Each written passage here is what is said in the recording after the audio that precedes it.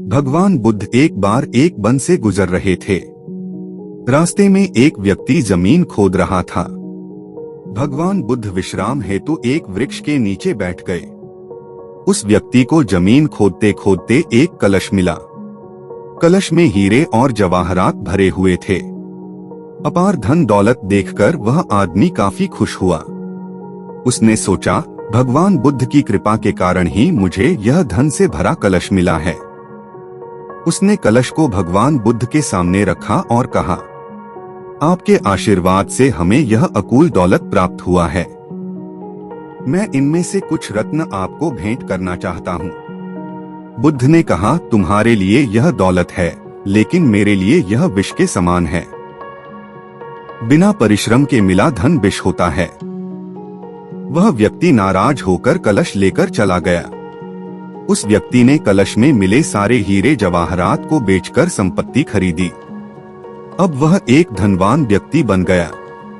उसके पास नौकर चाकर और बहुत सारी सुख सुविधाएं हो गई।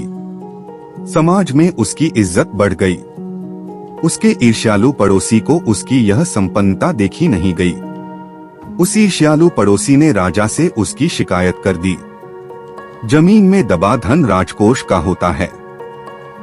उस व्यक्ति ने जमीन से मिले धन को अपने निजी काम में लाकर राज्य का नियम भंग किया है। राजा ने अपने सैनिकों को भेजकर उस व्यक्ति को अपने राज दरबार में बुलाया और उससे कलश में प्राप्त सारे धन को राजकोष में जमा कराने को कहा।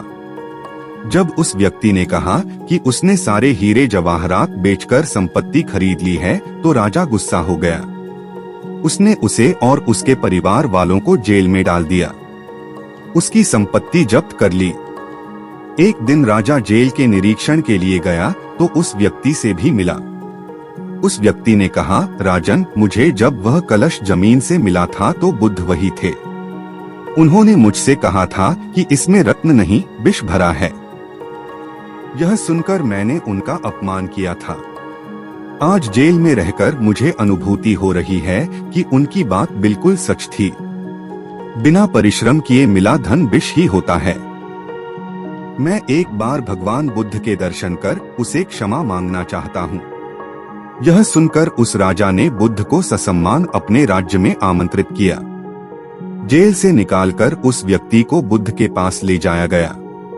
उसने उनके चरणों में बैठकर क्षमा मांगी और कहा, आपकी बात सत्य थी। कलश में विष था जिसने मुझे जेल भिजवा दिया। बुद्ध के आदेश से राजा ने उस व्यक्ति को जेल से रिहा कर दिया। वह व्यक्ति कालांतर में भगवान बुद्ध का शिष्य बनकर अपनी जिंदगी शांति से गुजारने लगा।